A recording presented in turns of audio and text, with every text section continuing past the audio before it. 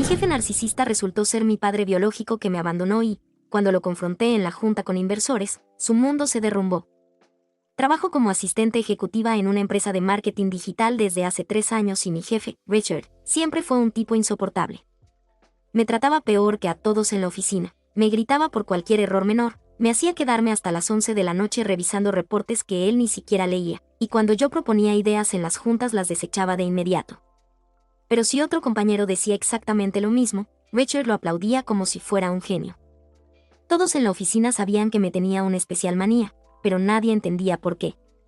Yo tampoco lo entendía. Al principio pensaba que simplemente le caía mal o que tal vez sentía que yo no era lo suficientemente buena para el puesto, aunque mis evaluaciones siempre eran excelentes con todos los demás departamentos, menos con él.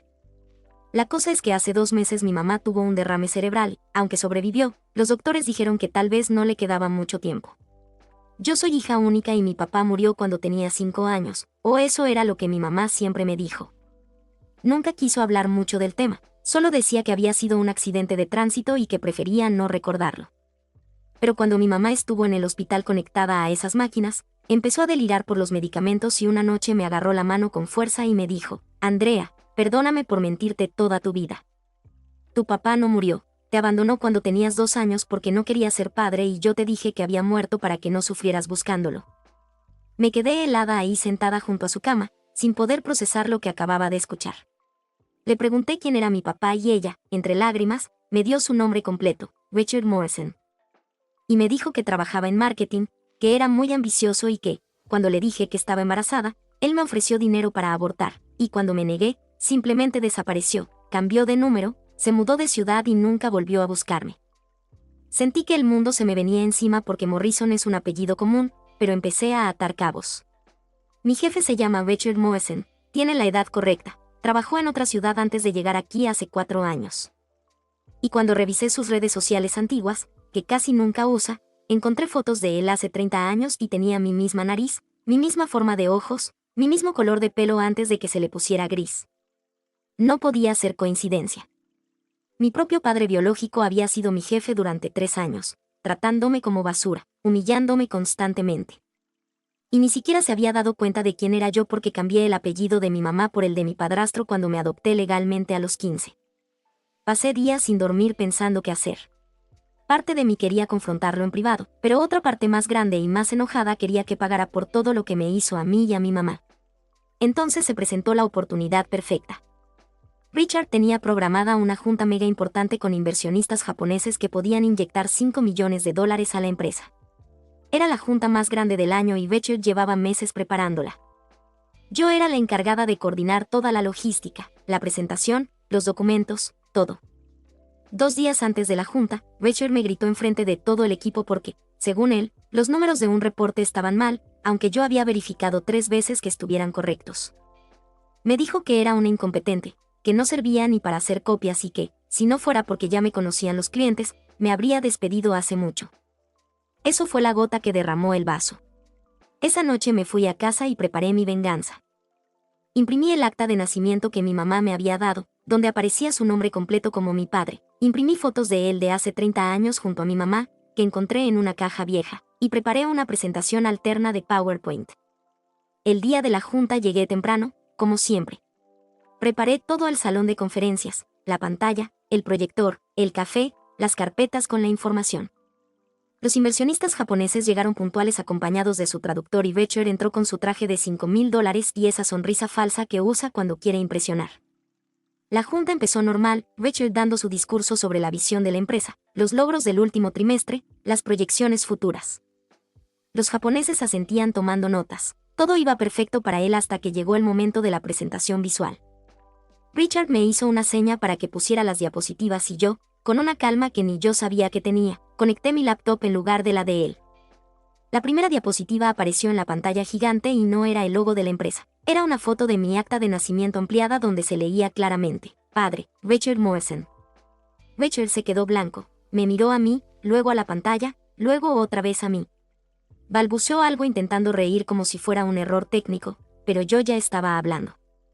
Señores, les pido disculpas por interrumpir esta presentación, pero creo que es importante que sepan con quién están a punto de hacer negocios.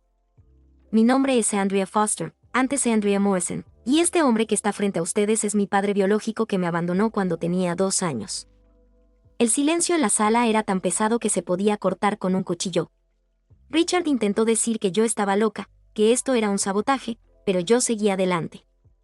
Pasé a la siguiente diapositiva, una foto de el joven con mi mamá donde se les veía claramente abrazados. Esta es mi madre, dije señalando la pantalla. Cuando le dijo que estaba embarazada, él le ofreció dinero para abortar y, cuando ella se negó, simplemente desapareció de nuestras vidas. Cambió de ciudad, cambió de número, nunca pagó manutención, nunca preguntó si su hija estaba viva o muerta. Richard se puso de pie de golpe, tirando su silla hacia atrás, y gritó que esto era una locura, que yo estaba despedida, que iba a demandarme por difamación.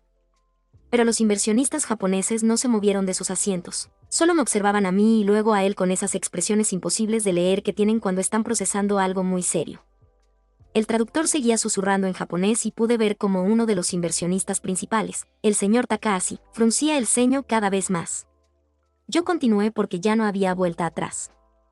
Durante 3 años he trabajado para este hombre sin saber quién era realmente, dije manteniendo la voz firme, aunque por dentro estaba temblando.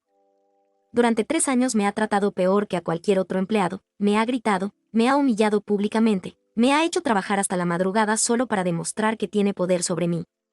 Y ahora entiendo por qué. Richard intentó acercarse al proyector para apagarlo, pero yo ya tenía el control remoto en mi mano. Pasé a la siguiente diapositiva, donde había puesto una lista cronológica de todos los incidentes de maltrato laboral que había documentado en los últimos 6 meses, con fechas, horas y testigos. Esta es solo una muestra de cómo trata a sus empleados, dije señalando la pantalla. Pero lo interesante es que este patrón de comportamiento no empezó en la oficina, empezó hace 30 años, cuando decidió que ser padre era un inconveniente para su carrera. Uno de los inversionistas levantó la mano y habló en inglés con acento marcado. Señorita Foster, entiendo que esta es una situación personal muy dolorosa, pero necesitamos verificar la autenticidad de lo que nos está mostrando. Por supuesto, respondí, y saqué de mi carpeta copias certificadas del acta de nacimiento más las pruebas de ADN que me había hecho la semana anterior. Cuando finalmente tuve el coraje de recoger un vaso que Richard había usado en la sala de descanso. Se las entregué directamente al señor Takahashi, quien las revisó con cuidado y se las pasó a sus colegas. Richard estaba sudando, ahora podía ver las gotas corriéndole por la frente. Intentó recuperar el control de la situación dirigiéndose a los inversionistas con esa voz de vendedor que usa siempre. Señores, esto es un asunto privado que no tiene nada que ver con la capacidad de esta empresa para generar resultados. Esta mujer claramente tiene problemas emocionales y está usando esta junta para un ajuste de cuentas personal que, francamente, es patético. Esa palabra, patético, fue su error. Porque en ese momento intervino Sarah, la directora de recursos humanos, que también estaba en la junta y que siempre había sido testigo silencioso de cómo Richard me trataba. Disculpe, señor Morrison, pero debo informar a los presentes que el Departamento de Recursos Humanos ha recibido 17 quejas formales sobre su comportamiento en los últimos 2 años. 5 de ellas vienen específicamente de empleados reportando trato preferencial negativo hacia la señorita Foster. La cara de Richard pasó del rojo de la ira al blanco del pánico. Sarah continuó, sacando su propia carpeta que yo no sabía que existía. Además, tenemos documentadas 3 demandas por acoso laboral que la empresa ha tenido que resolver fuera de corte, pagando un total de $120,000 en los últimos 4 años. Todas relacionadas con el comportamiento del señor Morrison hacia empleadas mujeres. Los inversionistas japoneses empezaron a hablar entre ellos en su idioma y el ambiente en la sala cambió completamente. Ya no estaban interesados en los números de crecimiento ni en las proyecciones futuras. Ahora estaban viendo a Richard Morrison como lo que realmente era. Un hombre con un patrón claro de comportamiento abusivo tanto en su vida personal como profesional. El señor Takahashi se puso de pie y habló en inglés lento pero claro. Señor Morrison, nuestra empresa valora por encima de todo la integridad y el respeto en los negocios. Lo que hemos presenciado hoy no solo es inaceptable desde el punto de vista ético, sino que representa un riesgo legal y reputacional que no estamos dispuestos a asumir. Richard intentó una última vez recuperar la situación. Señores, por favor, esto es un malentendido. La chica está mintiendo, yo ni siquiera sabía que ella trabajaba aquí cuando la contrataron hace 3 años, fue el Departamento de Recursos Humanos quien. Lo interrumpí. Mentira. Yo te envié mi currículum directamente a tu correo electrónico hace 3 años y tú personalmente me llamaste para la entrevista. Tengo el correo guardado con tu respuesta donde dices, cita textual, tienes un perfil interesante, me gustaría conocerte. Saqué mi teléfono, proyecté el correo en la pantalla grande y ahí estaba, su nombre, su firma, su dirección de email corporativo, todo. Rachel se quedó sin palabras, literalmente abrió la boca y no salió nada. El señor Takahashi hizo una reverencia leve. Lamentamos haber perdido su tiempo, pero no podemos proceder con esta negociación. Buenos días. Y, sin más, él y sus colegas recogieron sus cosas y salieron de la sala de conferencias, dejando un silencio sepulcral. Rachel se volteó hacia mí con una furia que nunca le había visto. Me agarró del brazo con tanta fuerza que me dejó marcas y me gritó en la cara que había destruido su vida, que iba a asegurarme de que nunca volviera a trabajar en esta industria, que me iba a demandar hasta quitarme hasta el último centavo. Pero entonces apareció el director general de la empresa, Marcus Wellington, que había estado observando todo desde la puerta sin que nadie se diera cuenta. Suelte a esa empleada ahora mismo, señor Morrison, o llamaré a seguridad. Rachel me soltó de inmediato, pero seguía respirando como toro furioso. Marcus entró a la sala y cerró la puerta detrás de él. Señor Morrison, queda suspendido sin goce de sueldo efectivo inmediatamente mientras se investiga formalmente todo lo que se ha revelado en esta junta. Tiene 10 minutos para recoger sus cosas personales de su oficina y retirarse del edificio. Pero, Marcus, yo he construido esta empresa desde cero, empezó Richard. Usted ha construido esta empresa sobre mentiras, acoso y abuso sistemático, interrumpió Marcus. Y, aparentemente, sobre el abandono de su propia hija. Retírese ahora o llamo a la policía. Richard me miró con un odio puro, me señaló con el dedo tembloroso y dijo: esto no se va a quedar así. Luego salió de la sala azotando la puerta tan fuerte que vibró toda la pared. Me quedé ahí parada, temblando, procesando lo que acababa de pasar. Sarah se acercó y me puso una mano en el hombro. Eso fue muy valiente, me dijo Sarah. Sé que no fue fácil, pero hiciste lo correcto. Hay cosas que no se pueden quedar calladas. Marcus se quedó en la sala conmigo después de que Sarah se fue. Me preguntó si necesitaba ir a casa, si quería hablar con alguien, si necesitaba apoyo legal. Le dije que estaba bien, aunque era mentira, porque por dentro sentía que me iba a desmoronar en cualquier momento. Lo que hiciste hoy va a tener consecuencias, me dijo Marcus con seriedad. Algunas buenas y otras no tanto. La empresa va a tener que hacer una investigación formal y tú vas a ser el centro de atención durante las próximas semanas. Habrá gente que te va a apoyar y gente que va a decir que lo que hiciste estuvo mal, que debiste manejarlo en privado. Ya lo sé, respondí. Pero llevo 3 años siendo tratada como basura por un hombre que me abandonó antes de que pudiera siquiera caminar. Si lo hubiera confrontado en privado, él lo hubiera negado todo, me hubiera despedido y nadie hubiera sabido la verdad. Marcus asintió. Entiendo tu punto. Solo quiero que estés preparada para lo que viene. No estaba preparada para nada. En cuanto salí de esa sala de conferencias y regresé a mi escritorio, toda la oficina me estaba viendo. Algunos con admiración, otros con lástima y otros con clara molestia. Mi compañera Julia se acercó y me susurró que Richard había salido del edificio gritándole a todo el mundo que yo era una mentirosa y que iba a destruirme. Las siguientes horas fueron una pesadilla. Mi teléfono no dejaba de sonar con llamadas de números desconocidos, que resultaron ser periodistas que ya se habían enterado de lo que pasó porque alguien en la junta filtró la historia. Para las 3 de la tarde, ya había artículos en blogs de chismes empresariales con titulares como Ejecutivo de marketing confrontado por hija abandonada en junta con inversionistas. Mi mamá llamó desde el hospital porque una enfermera le había mostrado uno de los artículos en su celular. Estaba llorando, diciéndome que lo sentía mucho, que nunca quiso que yo pasara por esto, que tal vez debió haber sido honesta conmigo desde el principio. Mamá, no es tu culpa, le dije tratando de mantener la calma.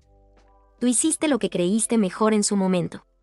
El único culpable aquí es él. Pero ahora todo el mundo lo sabe, mi vida. Andrea, va a afectar tu reputación, tu carrera, todo. Ya lo sé, mamá. Pero no me arrepiento. Mentí. Sí me estaba arrepintiendo, no de haberlo expuesto, sino de haberlo hecho de una manera tan pública, tan explosiva. Empecé a cuestionarme si realmente había buscado justicia o solo venganza, si había cruzado una línea que no debí cruzar. Esa noche llegué a mi departamento y encontré mi puerta rayada con spray rojo. Decía, perra mentirosa. Llamé a la policía, hice el reporte, pero el oficial me dijo que sin cámaras de seguridad era difícil hacer algo al respecto. Me sugirió que instalara cámaras y que considerara cambiar las cerraduras. No pude dormir esa noche. Cada ruido me hacía saltar pensando que Richard iba a aparecer en mi puerta.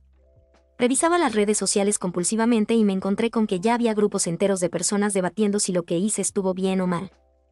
Algunos decían que era una heroína que había expuesto a un maltratador. Otros decían que era una resentida que había arruinado la vida de un hombre por un rencor personal, que lo que pasó hace 30 años no justificaba destruir su carrera ahora.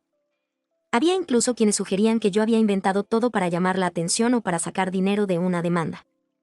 Al día siguiente llegaron los abogados. Richard contrató a uno de los bufetes más caros de la ciudad y me mandaron una carta de cese y desista, exigiendo que dejara de difamar a mi cliente y amenazando con demanda por daños y perjuicios si continuaba hablando públicamente del caso. La empresa me asignó un abogado corporativo, pero me dejó claro que su trabajo era proteger a la empresa, no necesariamente a mí. Me sugirió que contratara a mi propio abogado y me dio una lista de referencias. No tenía dinero para un abogado privado. Todo mi salario se iba en renta, cuentas médicas de mi mamá y deudas de la universidad. Pero entonces pasó algo inesperado. Una abogada llamada Victoria Chen me contactó a través de LinkedIn y me ofreció representarme de forma gratuita. He seguido tu caso, me dijo en nuestra primera llamada. Trabajo en una organización sin fines de lucro que se especializa en casos de abuso laboral y discriminación. Lo que te pasó no es solo un asunto personal, es un patrón sistemático de abuso de poder y queremos ayudarte. Acepté su ayuda porque no tenía otra opción. Victoria resultó ser una abogada brillante y despiadada. Inmediatamente presentó contrademandas contra Richard por abuso laboral, acoso y discriminación. También presentó demandas contra la empresa por permitir un ambiente de trabajo hostil durante años. Los medios se volvieron locos con la historia. Empezaron a aparecer más mujeres que habían trabajado con Richard en otras empresas contando historias similares de maltrato. Una de ellas, una tal Mónica, reveló que Richard la había acosado sexualmente hace 10 años y que, cuando ella lo reportó, él usó sus conexiones para que la despidieran y la pusieran en lista negra en la industria. Otra mujer, llamada Beth, contó que Richard había robado una de sus ideas para una campaña publicitaria, la había presentado como suya y, cuando ella lo confrontó, él la amenazó con arruinar su reputación si decía algo. De repente ya no era solo mi historia, era la historia de decenas de mujeres que habían sido lastimadas por este hombre a lo largo de 20 años de carrera. Los medios empezaron a llamarlo el Harvey Weinstein del marketing digital. Richard respondió con su propia campaña mediática. Apareció en entrevistas llorando, diciendo que era víctima de una cacería de brujas, que se había cometido errores como padre hace 30 años pero que eso no lo convertía en un monstruo. Que las acusaciones laborales eran exageradas y sacadas de contexto. Contrató una firma de relaciones públicas que empezó a filtrar historias sobre mí. Decían que yo había sido despedida de trabajos anteriores por mal desempeño, que había tenido problemas con drogas en la universidad, que era inestable emocionalmente. Todo mentiras, pero el daño estaba hecho. Mi reputación quedó destrozada. Amigos de la universidad dejaron de hablarme porque no querían estar asociados con el escándalo. Algunos miembros de mi familia me llamaron para decirme que había llevado las cosas demasiado lejos, que debía haber perdonado y seguir adelante. Pero también recibí apoyo inesperado. Cientos de mujeres me escribieron por redes sociales contándome sus propias historias de padres ausentes, de jefes abusivos, de veces que quisieron hablar pero tuvieron miedo. Me decían que era valiente, que las había inspirado, que gracias a mí se habían animado a denunciar sus propias situaciones. La investigación formal de la empresa tomó 3 semanas, durante las cuales tuve que dar testimonios detallados de cada incidente de maltrato que había documentado. Trajeron investigadores externos que entrevistaron a más de 40 empleados actuales y antiguos, y los resultados fueron devastadores para Richard. Encontraron un patrón claro de comportamiento abusivo que iba más allá de lo que yo había experimentado. Había manipulado evaluaciones de desempeño para justificar no darles aumentos a mujeres que rechazaban sus avances sociales. Había robado crédito por proyectos exitosos de empleados junior. Había creado un ambiente donde la gente tenía miedo de contradecirlo o reportarlo porque sabían que él tenía conexiones en toda la industria. Lo más perturbador fue descubrir que Recursos Humanos sabía de todo esto desde hace años, pero nunca hizo nada porque Richard generaba demasiado dinero para la empresa. Sarah, la directora de Recursos Humanos, terminó renunciando por presión cuando se reveló que ella había archivado múltiples quejas sin investigarlas adecuadamente. Marcus, el director general, convocó a una junta general con todos los empleados para dar los resultados de la investigación. Dijo que la empresa había fallado en crear un ambiente seguro, que habían priorizado las ganancias sobre el bienestar de los empleados y que iban a implementar cambios profundos en las políticas internas. Richard Morrison fue oficialmente despedido con causa, lo que significaba que perdía su paquete de indemnización, sus acciones en la empresa y su derecho a usar la compañía como referencia. También anunciaron que habían llegado a un acuerdo económico conmigo y con otras 3 empleadas que habían presentado demandas formales. El acuerdo incluía una suma de dinero que no puedo revelar por confidencialidad, pero que era suficiente para pagar todas las deudas médicas de mi mamá, cubrir mis gastos legales y tener un colchón financiero por primera vez en mi vida. También incluía una carta de recomendación oficial de la empresa y la opción de quedarme en mi puesto o buscar otro trabajo sin represalias. Decidí quedarme, al menos por un tiempo. Necesitaba demostrarme a mí misma que podía recuperar mi espacio en esa oficina sin que Richard estuviera ahí haciendo mi vida miserable. Además, muchos de mis compañeros me apoyaron durante todo el proceso y no quería abandonarlos. Pero Richard no se rindió tan fácilmente. Después de ser despedido, empezó a contactarme directamente. Primero fueron emails desde cuentas nuevas que él creaba cada vez que yo las bloqueaba. Los mensajes empezaron siendo agresivos, llamándome traidora, destructora de familias y otros insultos peores. Luego cambiaron de tono. Empezó a enviarme mensajes diciendo que quería hablar, que merecía una oportunidad de explicarse, que yo no entendía su versión de la historia. Decía que, cuando mi mamá le dijo que estaba embarazada, él tenía 24 años, estaba quebrado y aterrado, que la decisión de irse no fue fácil, pero que pensó que era lo mejor para todos. Intentó justificar 30 años de ausencia con excusas de cobardía y miedo. Decía que había pensado en buscarme muchas veces, pero que, mientras más tiempo pasaba, más difícil se volvía, que tenía vergüenza, que no sabía cómo enfrentarme. Nunca mencionó que lo sentía. Ni una sola vez usó las palabras lo siento o perdón. Todo era sobre él, sobre sus miedos, sus justificaciones, sus razones. Incluso en sus intentos de reconciliación seguía siendo un narcisista incapaz de ver más allá de sí mismo. Victoria, mi abogada, me aconsejó no responder ninguno de sus mensajes y documentar todo. Resulta que contactarme directamente violaba los términos del acuerdo legal que había firmado con la empresa, así que cada email, cada mensaje de texto era evidencia adicional que podíamos usar en su contra. Una noche Richard apareció en el hospital donde estaba internada mi mamá. No sé cómo supo que ella estaba ahí, pero logró entrar hasta su habitación. Mi mamá me llamó histérica diciendo que él estaba ahí parado junto a su cama, exigiendo que ella le dijera que todo era mentira, que yo había exagerado todo. Llamé a seguridad del hospital y, para cuando llegué, Richard ya estaba siendo escoltado hacia afuera. Lo alcancé en el estacionamiento y fue la primera vez que nos vimos cara a cara desde la junta. Necesito que me escuches, me dijo con los ojos rojos, como si hubiera estado llorando o tomando, o ambas cosas. Nada de esto es lo que parece. Tu mamá me tendió una trampa hace 30 años. Ella sabía que yo no quería hijos y aún así decidió seguir con el embarazo sin mi consentimiento. ¿Mi consentimiento? Repetí incrédula. Estás culpando a mi mamá porque decidió no abortar. Ella me quitó mi futuro, siguió como si no me hubiera escuchado. Yo tenía planes, tenía sueños y ella decidió que su deseo de ser madre era más importante que mi vida. Entonces tuviste 30 años para venir y decirle eso, le grité.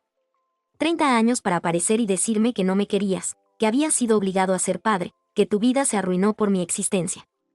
Pero no lo hiciste porque eres un cobarde.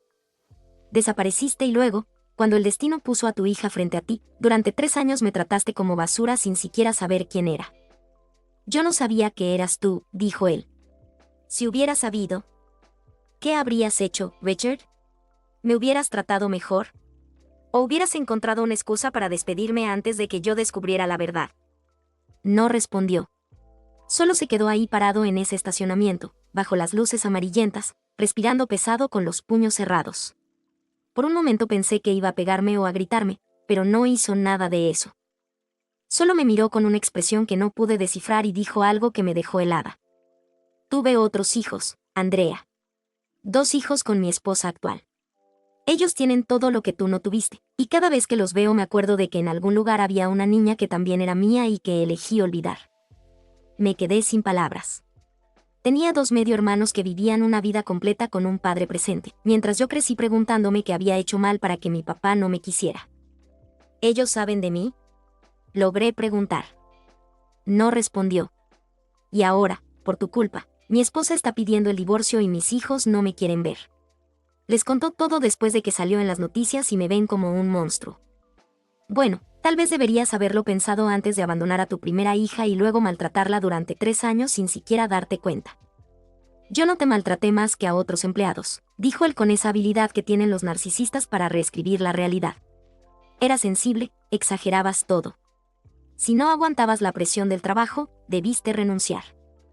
Documenté 17 incidentes de maltrato específicamente hacia mí, Richard. Recursos Humanos lo confirmó. La investigación lo confirmó. 4 mujeres más testificaron sobre tu comportamiento. Pero claro, para ti todo es culpa de todos menos tuya. Destruiste mi vida, dijo con los dientes apretados. Perdí mi trabajo, mi reputación, mi familia, todo. ¿Estás feliz ahora? ¿Esto era lo que querías? Yo quería que me pidieras perdón, le dije sintiendo las lágrimas salir finalmente. Quería que reconocieras que lo que me hiciste a mí y a mi mamá estuvo mal. Quería escucharte decir que lo sentías, aunque fuera mentira. Pero ni siquiera eres capaz de eso, porque para ti siempre serás la víctima de tus propias decisiones. Me di la vuelta para irme, pero él me agarró del brazo. Te voy a decir algo y quiero que lo escuches bien. No me arrepiento de haberte abandonado. Si volviera el tiempo atrás, tomaría la misma decisión, porque tener una hija a los 24 hubiera arruinado todo lo que logré. Lo único de lo que me arrepiento es no haber sabido quién eras cuando entraste a trabajar para mí, porque te hubiera corrido antes de que pudieras hacer todo este daño. Solté mi brazo de un jalón y lo miré a los ojos. Acabas de darme exactamente lo que necesitaba. Saqué mi teléfono de la bolsa y le mostré la pantalla, donde había estado grabando toda la conversación. Gracias por finalmente decir la verdad. Su cara pasó del enojo al pánico absoluto. Eso es ilegal, gritó. No puedes grabarme sin mi consentimiento. En este estado sí puedo, respondí. Es legal grabar conversaciones cuando eres parte de ellas. Y esto va directo a mi abogada y a los medios si vuelves a acercarte a mí o a mi mamá otra vez. Me fui caminando rápido hacia mi coche mientras él gritaba amenazas desde el estacionamiento. Escuché que decía que me iba a demandar, que iba a demostrar que yo lo había provocado todo, que tenía amigos en lugares importantes que podían hacerme la vida imposible. No volteé. Subí a mi coche, cerré el seguro y me quedé ahí sentada temblando durante 10 minutos antes de poder manejar. Le envié la grabación a Victoria inmediatamente y ella me respondió que era oro puro, que con eso podíamos proceder con cargos adicionales si Richard seguía acosándome. La grabación se filtró 2 días después, no sé cómo, porque yo solo se la envié a Victoria y a Marcus. Pero apareció en todos los blogs de chismes y en redes sociales. La gente estaba indignada escuchando a un padre decir con tanta frialdad que no se arrepentía de haber abandonado a su hija. El poco apoyo público que le quedaba a Richard se evaporó. Las empresas que todavía consideraban contratarlo como consultor cancelaron sus reuniones. Los pocos amigos que le quedaban en la industria dejaron de responder sus llamadas. Su esposa aceleró el proceso de divorcio y, según supe por fuentes indirectas, ella estaba peleando por custodia completa de sus 2 hijos, argumentando que un hombre capaz de abandonar a una hija era un peligro potencial. Yo, mientras tanto, estaba tratando de reconstruir mi vida. Seguí trabajando en la empresa pero en un puesto diferente, lejos del departamento donde Richard había estado. Me ascendieron a coordinadora de proyectos con un aumento significativo y un equipo propio. Mis compañeros me trataban diferente ahora. Algunos con admiración, otros con incomodidad, como si no supieran qué decirme. Hubo quienes dejaron de hablarme por completo porque pensaban que había ido demasiado lejos, que debía haber manejado todo en privado. Julia, mi compañera de escritorio, me dijo un día durante el almuerzo que, aunque ella me apoyaba, muchos en la oficina pensaban que yo había sido calculadora y cruel. Dicen que esperaste el momento perfecto para destruirlo, me explicó. Que si realmente solo querías justicia hubiera sido con recursos humanos o con un abogado, pero en lugar de eso lo humillaste públicamente en la junta más importante del año. Tal vez tienen razón, admití. Tal vez fui cruel. Pero él fue cruel conmigo durante 30 años. Me abandonó de bebé, me maltrató como empleada y, cuando lo confronté, ni siquiera pudo disculparse. Se supone que yo debía ser la persona más grande y manejar todo con gracia y discreción mientras él seguía adelante sin consecuencias. Julia no supo qué responder. Creo que la verdad es que no hay forma correcta de manejar algo así. Hiciste lo que sentiste que tenías que hacer y ahora tienes que vivir con las consecuencias, igual que él. Las consecuencias para mí fueron complejas. Por un lado, tenía estabilidad financiera por primera vez. Pude mudar a mi mamá a una mejor clínica de rehabilitación donde estaba mejorando lentamente. Pagué todas mis deudas, compré un coche usado pero confiable y empecé a ahorrar. Pero, por otro lado, estaba completamente aislada socialmente. Las citas eran imposibles porque, en cuanto alguien buscaba mi nombre en Google, aparecían cientos de artículos sobre el escándalo. Los hombres se dividían en dos categorías: los que pensaban que era una heroína feminista y me idealizaban de formas incómodas, o los que pensaban que era una vengativa peligrosa y salían corriendo. Mi círculo social se redujo a prácticamente nadie. Las pocas amigas que me quedaron de la universidad estaban cansadas de que toda conversación terminara siendo sobre el caso, sobre Richard, sobre el trauma. Una de ellas me dijo con brutal honestidad que me había convertido en una persona amarga, que solo sabía hablar de su dolor y que necesitaba terapia. Tenía razón. Empecé terapia 3 meses después de la junta y fue ahí donde finalmente pude procesar todo. Mi terapeuta, la doctora Ramírez, me hizo ver que, aunque mis acciones estaban justificadas por el maltrato que sufrí, también había una parte de mí que disfrutó destruyendo a Richard, que había encontrado poder en la venganza. No hay nada malo en sentir satisfacción por hacer que un abusador pague por sus acciones, me dijo. Pero si esa satisfacción se convierte en tu identidad, si solo puedes sentirte valiosa cuando estás en modo de batalla, entonces el trauma sigue controlando tu vida. Me costó aceptar que tal vez me había vuelto adicta al conflicto. Después de la exposición pública de Richard, empecé a buscar otras injusticias que pelear. Me metí en discusiones en redes sociales defendiendo a extraños que ni conocía. Me ofrecí como voluntaria en organizaciones de derechos laborales, pero terminé peleando con los coordinadores porque pensaba que no eran lo suficientemente agresivos. Estaba enojada todo el tiempo y ese enojo se estaba comiendo mi vida. La doctora Ramírez me ayudó a entender que el enojo era más fácil que la tristeza, que era más fácil estar furiosa con Richard que aceptar el dolor profundo de haber crecido sin padre. De haber sido rechazada por el hombre que se suponía debía amarme incondicionalmente. Pasé meses llorando en esas sesiones de terapia. Llorando por la niña que fui, que se preguntaba qué había hecho mal. Llorando por la adolescente que inventaba historias sobre un padre heroico que había muerto salvando vidas. Llorando por la mujer adulta que trabajó 3 años para un hombre que la despreciaba sin saber que ese hombre era su propia sangre. Un día mi mamá salió del hospital, finalmente recuperada casi por completo. La llevé a mi nuevo departamento, que había rentado con parte del acuerdo, y cocinamos juntas por primera vez en meses. Mientras cortábamos verduras, me dijo algo que me hizo replantear todo. Andrea, he pensado mucho en lo que pasó y creo que parte de la razón por la que Richard te trataba tan mal sin saber quién eras, es porque tú le recordabas a sí mismo. Tiene su determinación, su ambición, su forma de no rendirte. Y eso lo amenazaba, porque en el fondo él sabe que es un cobarde y tú eres todo lo que él nunca pudo ser. Valiente. No me siento valiente, mamá, le dije. Me siento cansada y rota, y no sé si hice lo correcto. Hiciste lo único que podías hacer, dijo ella. Le pusiste un espejo enfrente y lo obligaste a ver lo que es. Eso toma más valor del que la mayoría de la gente tiene en toda su vida. 6 meses después del escándalo, recibí un mensaje en Facebook de una chica de 23 años llamada Sophie Morrison. El apellido me hizo el estómago un nudo antes de abrir el mensaje. Hola, Andrea. Soy tu media hermana. Bueno, una de ellas. Tengo un hermano también que se llama David.